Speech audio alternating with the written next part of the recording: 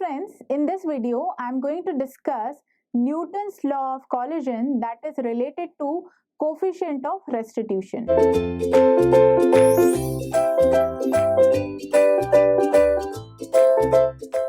So let's discuss the Newton's law of collision.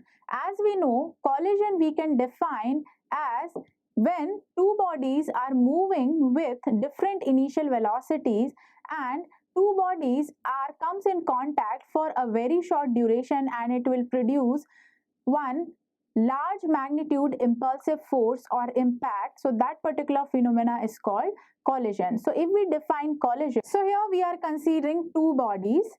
One body we are considering which is having mass m1 and another body mass we are considering as m2, and c1 and c2 are the mass centers of both the bodies. Now let us consider the initial velocities of these two bodies are u1 and u2, and when these two bodies are moving in same direction, so this u1 should be greater than u2. In that condition only we will consider the collision between these two bodies. So here if we are considering initial velocities of those two bodies are u1 and u2, mass for these two bodies are m1 and m2 and the mass center as c1 and c2. So during collision, when we are considering this is the point of contact after collision, and after collision there will be some impulsive force produced, so this u1 should be greater than u2. In that condition only collision will happen. So if u1 and u2 are the initial velocity and u1 is greater than u2, in that condition we will consider the collision. So if we want to find out the relative velocity for this particular condition, so that velocity we can define as velocity of approach. Why we are calling this as velocity of approach? Because this particular u1 hitting this u2 velocity, or first body is hitting the second body with velocity u1 and second body is having velocity u2, in that condition only the collision will happen. So this body A is approaching the body B, so that is why this relative velocity we can consider as velocity of approach. So this velocity of approach on the basis of u1 and u2 we can define as u1 minus u2. So this velocity of approach will be u1 minus u2. Now after collision, when the velocities of these two bodies are changing into v1 and v2, u1 is converting into v1 and u2 is converting into v2 after production of impulsive force. So here after collision these two bodies will separate from each other because of the impact or impulsive force. So if we want to consider the separation of these two bodies, so there is a condition called velocity of separation we have to consider, and here we have to consider another condition where v2 should be greater than v1. In that condition only separation is possible. So for separation v2 should be greater than v1. So here relative velocity we can consider as velocity of separation. So velocity of separation will be v2 minus v1. Now here we have the velocity of approach, that is u1 minus u2. In that condition u1 should be greater than u2, and here if we want to find out the condition of separation, so it will be related to velocity of separation, and velocity of separation will be v2 minus v1. Now if we want to define the Newton's law of collision, so it is related to velocity of approach and velocity of separation, because velocity of approach we are considering during the collision or before collision, and velocity of separation is related to after collision condition. So Newton's second law we can define as when two moving bodies are collide with each other, so their velocity of separation bear constant ratio to their velocity of approach. In that condition we can say the velocity of separation will be proportional to velocity of approach.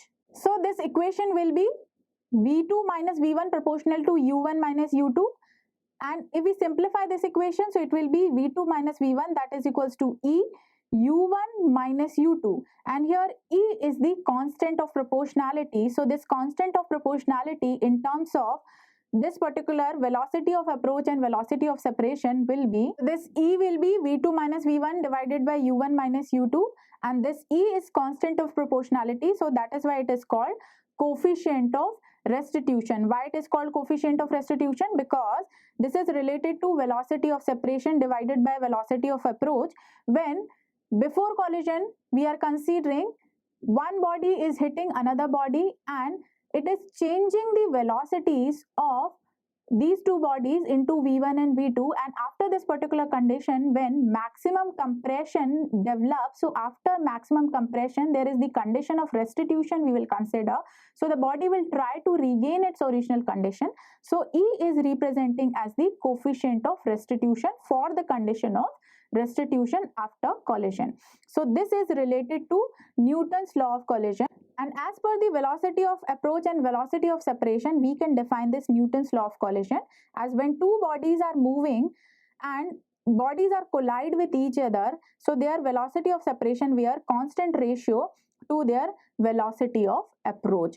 And here if we change the value of E and if we define these values of E as per the elastic and inelastic bodies, so if value of E is 0, so these bodies are inelastic bodies, and if E equals to 1, so bodies are elastic bodies. So this is about the Newton's law of collision. Now, when two bodies are under the collision and it will produce some impulsive force, so because of the impact we generally consider some loss of kinetic energies of those two bodies. So those loss of kinetic energy we can define with this particular formula. The formula of loss of kinetic energy will be m1 m2 by 2 m1 plus m2 into u1 minus u2 into 1 minus E square, where m1 and m2 are the masses of two bodies, u1 and u2 are the initial velocity, and E is the coefficient of restitution.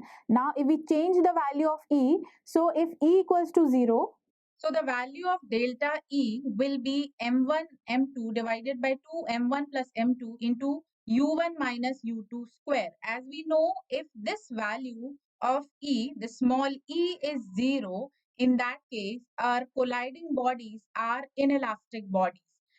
And here this E value is representing the coefficient of restitution. So if we are getting this particular equation, so this particular equation here, the first part m1 m2 divided by 2 m1 plus m2 representing the harmonic mean of two masses m1 and m2.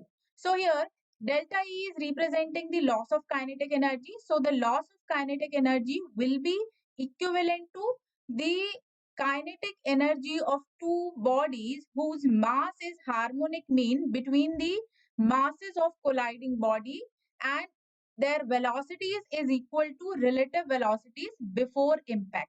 So this is the equation and the concept we will get if we are considering colliding bodies are inelastic and small e, that is the coefficient of restitution is equals to 0. Now another value, if we are considering E equals to 1.